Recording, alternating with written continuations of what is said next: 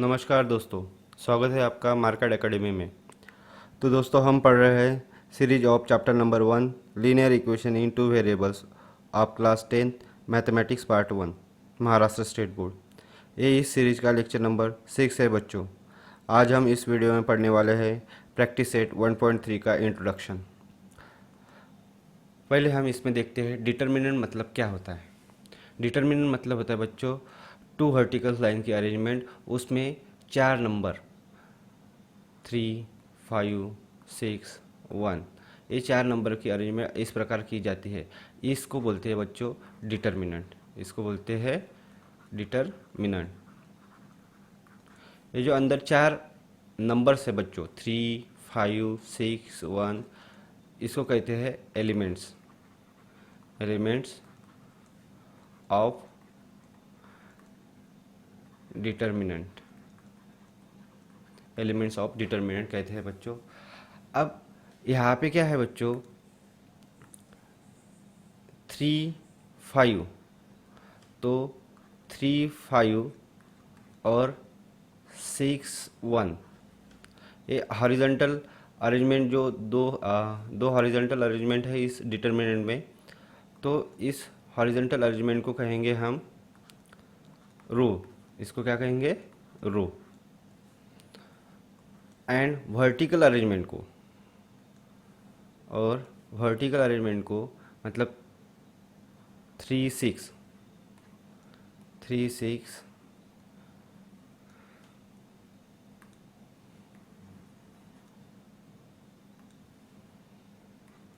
3, 6 and कौन है और 5 और 1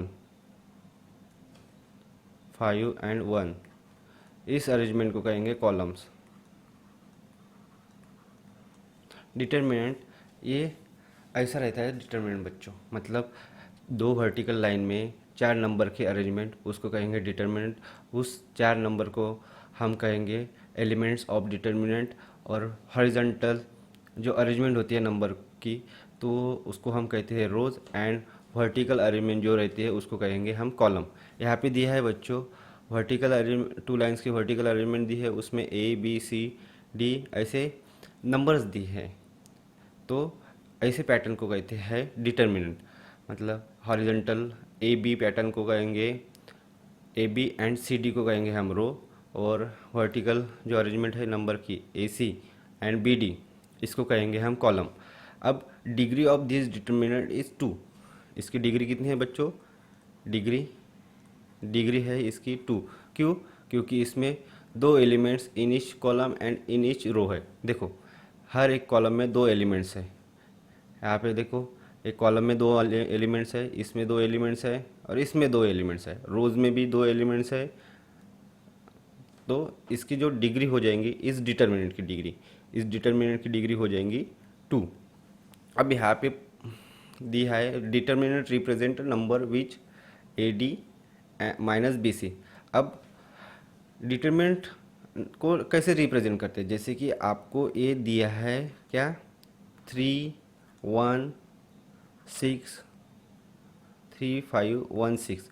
तो इसको कैसे रिप्रेजेंट किया जाता है बच्चों, मतलब इसकी वैल्यू को क्या करते हैं हम क्रॉस मल्टीप्लाई करते हैं 3 का 1 से और 5 का 6 से।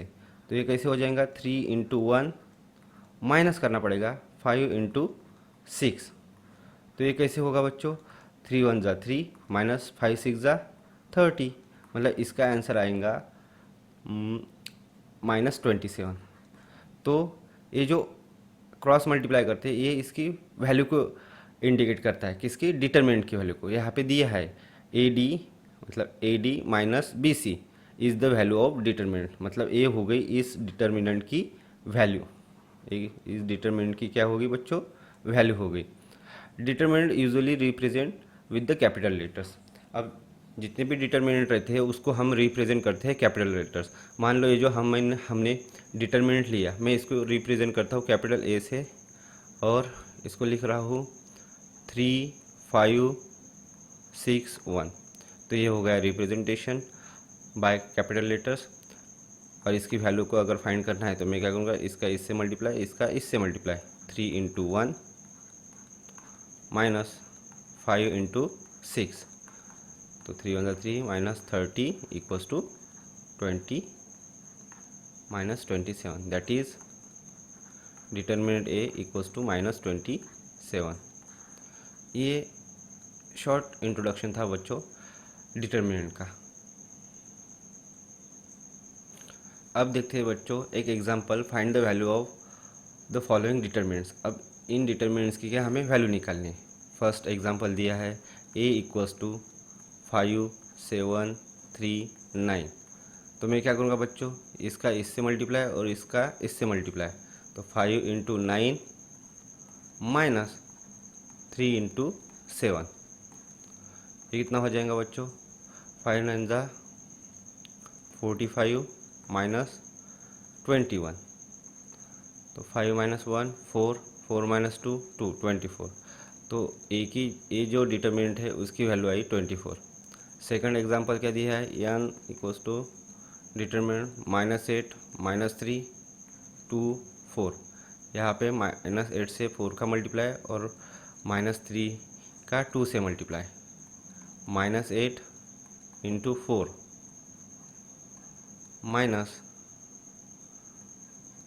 -3 इंटू 2, ये कितना हो जाएगा, 8 4 ज़ा 32, मतलब -32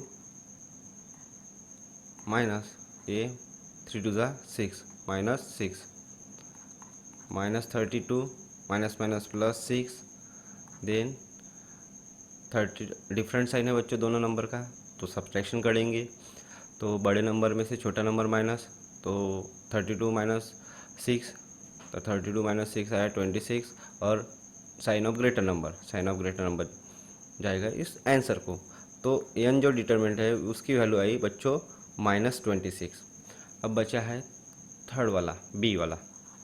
बी डिटरमिनेंट दिया है रूट के पैटर्न में, 2√3 9 2 3√3, इसका कैसे होगा बच्चों, 2√3 इंटू 3√3 और -9 इंटू 2, तो यहाँ पे 2 का 3 से मल्टीप्लाई हो जाएगा, 3 2 ज़ा 6 एंड √3 इंटू √3 बन जाएगा 3।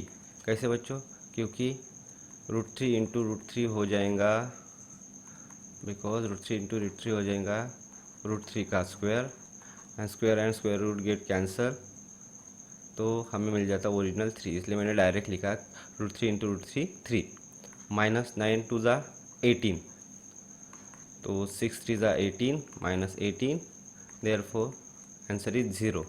तो बी जो डिटरमिनेंट है उसकी वैल्यू आई बच्चों 0। आइए देखते हैं बच्चों अब डिटरमिनेंट मेथड या क्रैमर्स रूल किसे कहते हैं। हमें क्या करना है, हमारा जो चैप्टर है ये लीनियर इक्वेशन इनटू वेरिएबल है, हम जो सॉल्व कर रहे हैं value of x and y and, या फिर बोल सकते हैं वैल्यू ऑफ वेरिएबल्स फाइंड करना या इक्वेशंस को सॉल्व करना। इक्वेशन कौन से सॉल्व कर रहे हैं, simultaneous linear equation into variable. अगर आपको दो इक्वेशन दी है, यहाँ पे दिया है आपको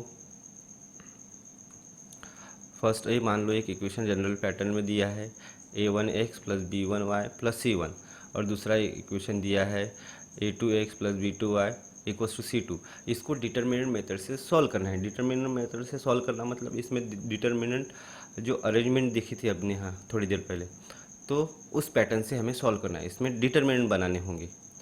तो यहाँ पे जो एक्स वाई आर वेरिएबल्स है, a1 b1 c1 a2 b2 c2 are real numbers है, and a1 into b2 minus b1 into a2 ये हमें डज नॉट इक्वल्स टू 0 चाहिए, ये कंडीशन है। तो अब इसको सॉल्व कैसे करते हैं, इसके डिटर्मिनेंट कैसे बनाते हैं। इसके डिटर्मिनेंट बनाने के लिए बच्चों हमें क्या किया जाता है, जैसे कि यहाँ पे दो साइमल्टेनियस इक्वेशन दिए है a1x plus b1y equals to c1, ये फर्स्ट इक्वेशन हो गया।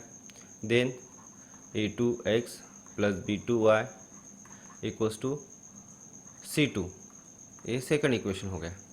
अब मुझे क्या करना है, पहले हमें इसको कैटेगराइज कर लेते हैं। पहला है dx एक मिनट,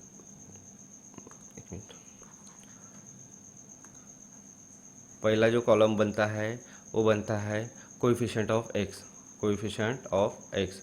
दूसरा जो बनता है कोएफिशिएंट ऑफ वाई, और तीसरा बनता है कांस्टेंट। कांस्टेंट के लिए हम इंडिकेट करते हैं डी से। अब बच्चों हमें इस पैटर्न में हमें ये बनाने पड़ते हैं डिटर्मिनेंट। डिटर्मिनेंट कैसे बनाना पड़ता है, जैसे कि अगर आपको डी की वैल्यू फाइंड करनी है, किसकी, डी की, तो यहाँ पे आएगा कोएफिशिएंट ऑफ एक्स का कॉलम, यहाँ पे आएगा कोएफिशिएंट ऑफ वाई का कॉलम। कौन सा कॉलम बच्चों, कोएफिशिएंट ऑफ वाई का कॉलम,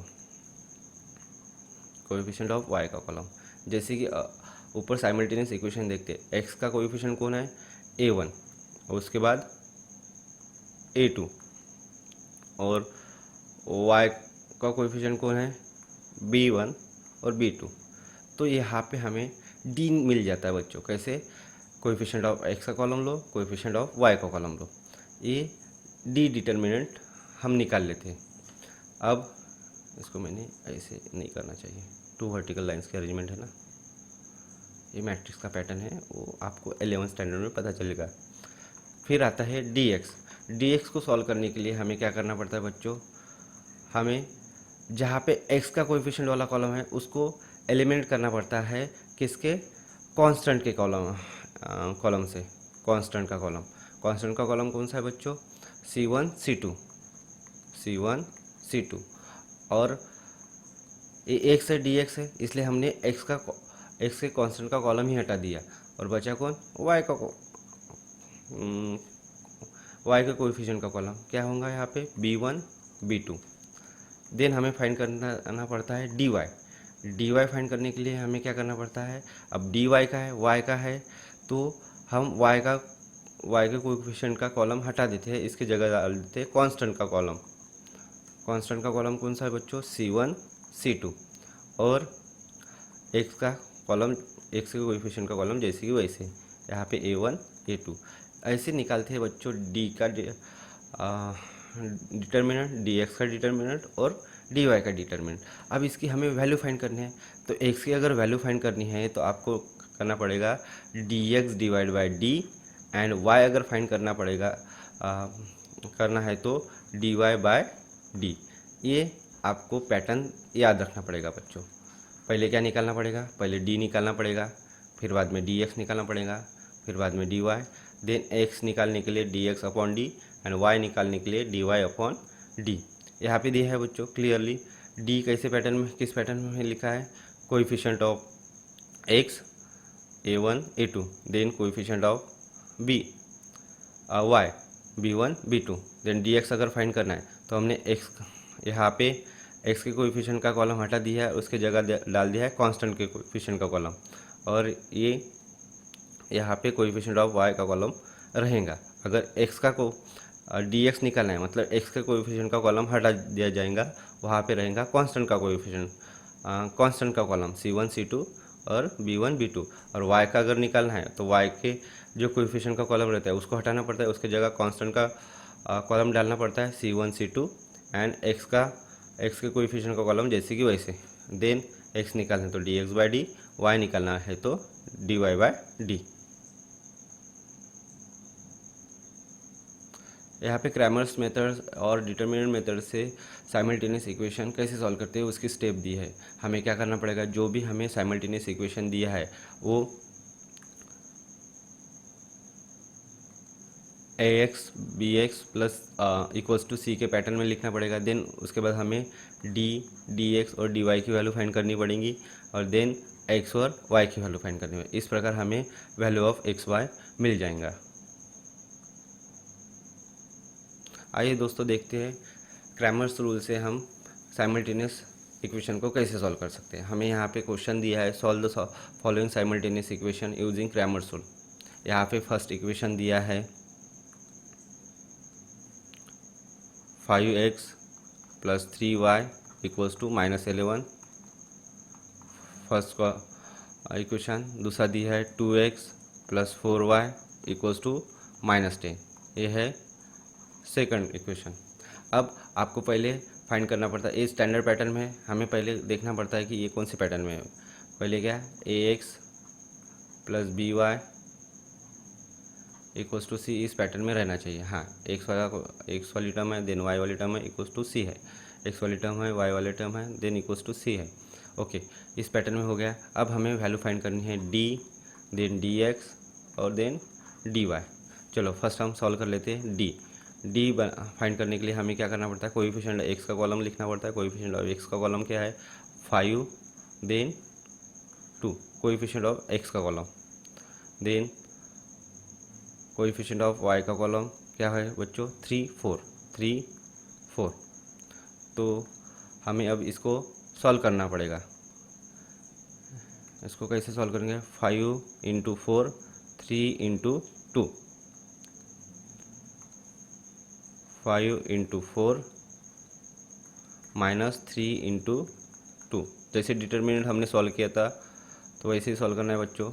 तो 5 4 ज़ा 20 माइनस 3 2 ज़ा 6, D equals to 14। D equals to क्या हो गया बच्चों 14 हो गया। डी एक्स फाइंड करने के लिए क्या करना पड़ता है, डी एक्स फाइंड करने के लिए ये जो एक्स के कोएफिशिएंट का जो कॉलम रहता है उसको एलिमिनेट करके उसके जगह हमें कांस्टेंट के कोएफिशिएंट का कॉलम लिखना पड़ता है। कांस्टेंट कौन है, -11 -10, -11 -10। देन यहाँ पे y के कोएफिशिएंट का कॉलम जैसे कि वैसा 3 4। इसको सॉल्व करेंगे बच्चों, -11 से 4 से मल्टीप्लाई और 3 को -10 से मल्टीप्लाई। -11 इंटू 4 माइनस 3 इंटू -10, ये कितना हो जाएगा बच्चों 11 4 ज़ा 44 और ये माइनस 3 10 ज़ा 30 प्लस इंटू माइनस माइनस। अब क्या हो जाएगा होगा बच्चों, मैं ब्रैकेट ओपन कर लेता तो -44, ये माइनस इंटू माइनस प्लस हो जाएगा 30। तो आंसर इज -14। आंसर क्या है बच्चों डी एक्स का -14। अब निकालते हैं बच्चों डी वाई। निकालने के लिए क्या करना पड़ता है बच्चों, हमें डी वाई निकालना है। तो यहाँ पे एक्स का कोएफिशिएंट वाला कॉलम सेम आएगा 5 2, बट वाई के कोएफिशिएंट के कॉलम की जगह कांस्टेंट का कॉलम आएगा, यानी -11 -10। तो डी वाई इक्वल्स टू कैसे होगा बच्चों, 5 into -10 -11 into 2, 5 into -10 -11 into 2 equals to -50 -22 equals to -50 minus plus 22। तो ये कितना हो जाएगा बच्चों 10 में से 2 गया, 8 बचा, कैरी 1 और 2, मतलब इसका आंसर आएगा -28। ये डी वाई की वैल्यू हो गई, डी वाई की वैल्यू हो गई। अब हमें निकालना है एक्स वाई की वैल्यू। एक्स की वैल्यू कैसे निकालते हैं बच्चों, एक्स की वैल्यू निकालते हैं एक्स इक्वल्स टू क्या होगा डी एक्स बाय डी। तो x equals to D x कितना है बच्चों, डी एक्स है -14 और डी की वैल्यू कितनी है बच्चों 14। तो 14 1 ज़ा 14। तो एक्स की वैल्यू आई, ये माइनस साइन है और ये 1, एक्स की वैल्यू आई -1 और वाई की value D y upon D, y equals to D y कितना है बच्चों -28 और डी कितना है बच्चों 14 1 ज़ा 14 14 0 ज़ा 28। तो y इक्वल्स टू -2 आया। तो therefore solution is in terms of x y, क्या है बच्चों in terms of x y -1 -2। This is your solution. Cross check कर लो बच्चों, -1 यहाँ पे पुट करो, -5 हो जाएगा और 2 -2 -6 -5 और -6 -11, हम मतलब हमारा आंसर सही है। आइए दोस्तों देखते हैं नेक्स्ट क्वेश्चन। सेकंड क्वेश्चन दिया है बच्चों एक्टिविटी, तो इसको चलो सॉल्व करते हैं। यहाँ पे to solve the simultaneous equation by determinant method, fill in the blanks. First equation दिया है y + 2x - 19। तो इसको थोड़ा अरेंज करो, कैसे 2x plus Y equals to, इसको इधर ट्रांसफर कर दो, ये 19 हो जाएगा। और सेकंड इक्वेशन कैसे दी है, 2x minus 3y equals to, 3 को इधर शिफ्ट कर दो, -3, ये सेकंड इक्वेशन। हमें कहा गया था ax plus by equals to C के पैटर्न में इसको अरेंज करो, हमने कर दिया। अब दो इक्वेशन मिल गए बच्चों, ये देखो इक्वेशन 1 है, ये इक्वेशन 2 है। अब इससे d निकालना है, तो हम क्या करते हैं, पहले कोएफिशिएंट ऑफ x का कॉलम लिखते हैं, तो ये 2 आएगा यहाँ पे, 2 है, 2 देन कोएफिशिएंट ऑफ y का कॉलम, इसका कोएफिशिएंट 1 है और इसका कोएफिशिएंट -3 है। ओके, 2 का 3 से मल्टीप्लाई, 2 इंटू -3, 2 इंटू -3, 1 इंटू 2 दिया है, मतलब यहाँ पे आएगा 1, तो 2 3 ज़ा -6, देन 2 1 ज़ा 2, तो आंसर कैसे बनेगा बच्चों इसका, -6 एंड ये आएगा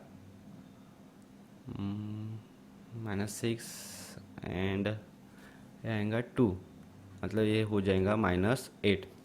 अब dx का, तो x के कोएफिशिएंट का कॉलम हटा देते हैं, उसकी जगह कांस्टेंट पुट करते हैं, तो 19 आया है, तो यहाँ पे आएगा -3 एंड जो y के कोएफिशिएंट का कॉलम कैसे बनेगा, 1 और -3, 1 एंड -3, 90 इंटू -3, 1 इंटू -3, 1 इंटू -3, तो ये कितना 327, अच्छा 5, 19 3 ज़ा 57 और प्लस इंटू माइनस यहाँ पे आएगा -57, और ये कितना आएगा -3 1 3, -3 आएगा बच्चों, तो इसका कैसे होगा, -57 माइनस इंटू माइनस +3, मतलब माइनस, इसका आंसर आएगा -54 आएगा। देन dy सॉल्व करते हैं बच्चों, और dy फाइंड करने के लिए हमें y के कोएफिशिएंट का कॉलम हटा देना पड़ेगा, तो x के कोएफिशिएंट का कॉलम क्या है, 2 2, तो 2 2, फिर ये 19 -3, 2 इंटू -3, 2 इंटू -3, 19 इंटू 2, 2 3 ज़ा 6, -6, 19 2 ज़ा 38, तो माइनस माइनस प्लस हो जाता है 38, तो 44 आएगा और माइनस का साइन एज इट इज़। तो dx कितना है बच्चों, dx है -54, d है बच्चों -8, minus minus sign get cancel, article 24 article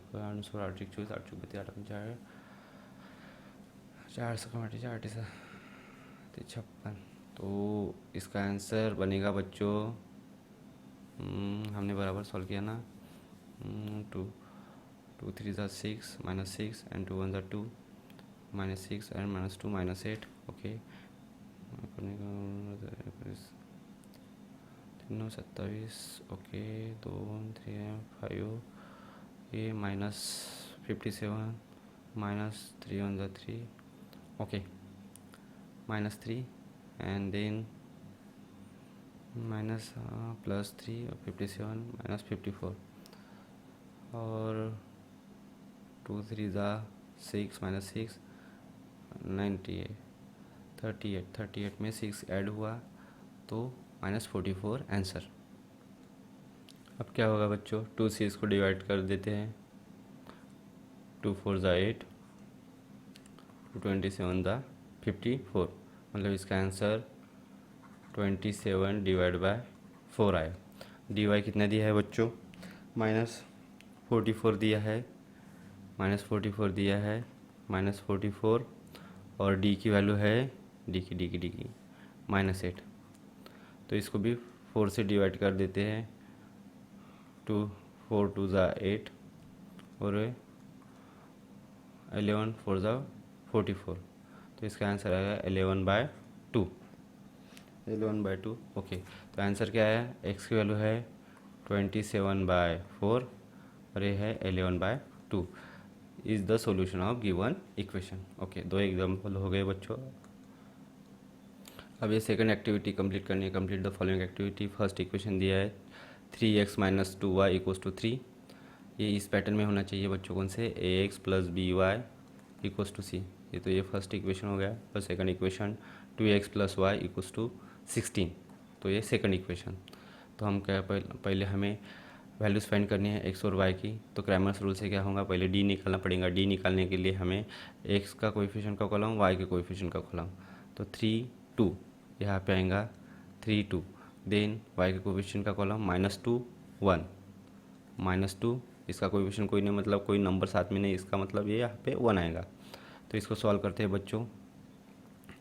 पहले हम इसकी वैल्यू निकाल लेते हैं, मतलब डिटरमिनेंट अरेंज कर लेते हैं। dx निकालना है तो x के कोएफिशिएंट की जगह कांस्टेंट का कॉलम 316। कितना? 316। और y की जगह y का कोएफिशिएंट क्या रहेगा? -2 1। यहाँ पे dy रहेगा, y वाला हट जाएगा कॉलम y के कोएफिशिएंट का, तो कांस्टेंट का कॉलम वहाँ पे आएगा 316 और इसकी जगह 3 2, मतलब हाँ कोएफिशिएंट ऑफ x का कॉलम 3 2। ओके, अब इसको सॉल्व करते हैं बच्चों। कौन सा? d का डिटरमिनेंट फाइंड करना है। 3 2 -2 1, तो 3 1 जा 3 एंड -2 इंटू 2। 3 इंटू 1 -2 इंटू 1, तो ये 3 1 जा 3 -2 1 जा -2, मतलब 3 माइनस प्लस 2, ये आया 5। d की वैल्यू आ गई बच्चों 5। dx आना है कितना? 3 -2 16 1, तो ये कितना हो जाएगा बच्चों? 3 इंटू 1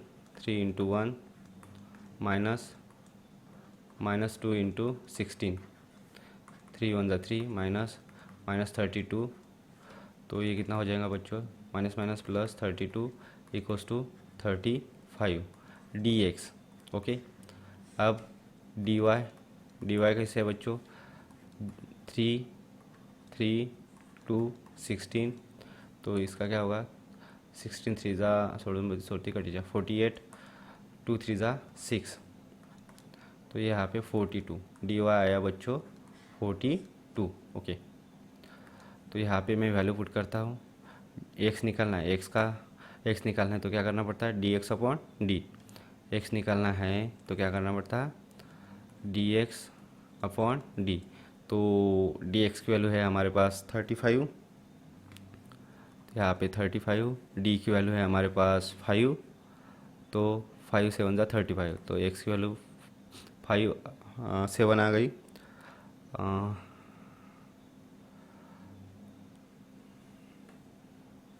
3 1 जा 3, 2 2 जा 4,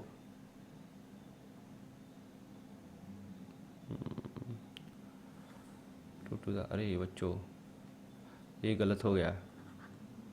यहाँ पे हमें 3 1 जा 3 तो लिया, 2 2 जा यहाँ पे 1 लिख दिया तो गलत हो गया। तो ये 2 2 जा -4 होता है और माइनस +4, और यहाँ पे आंसर आएगा d का आंसर आएगा क्या? 7। तो यहाँ पे क्या पुट करना पड़ेगा आप लोगों को? 7 पुट करना पड़ेगा। यहाँ पे आएगा 7 7 5 35, 7 5 जा 35। अब dy की वैल्यू कितने हैं? 42, मतलब y कैसे निकलता है? dy बाई डी, तो ऊपर 42 नीचे 7, 7 6 जा 42, तो इसका आंसर इज 6। तो x की वैल्यू है 5, y की वैल्यू है 6। xy therefore xy equals to 5 6 is the solution. ये हो गई आपकी activity complete according to Cramer's rule. Okay बच्चों, ये था small introduction of practice set 1.3। आगे हम देखेंगे अगले वीडियो में प्रैक्टिस सेट 1.3। ओके बच्चों, मिलते हैं अगले वीडियो में।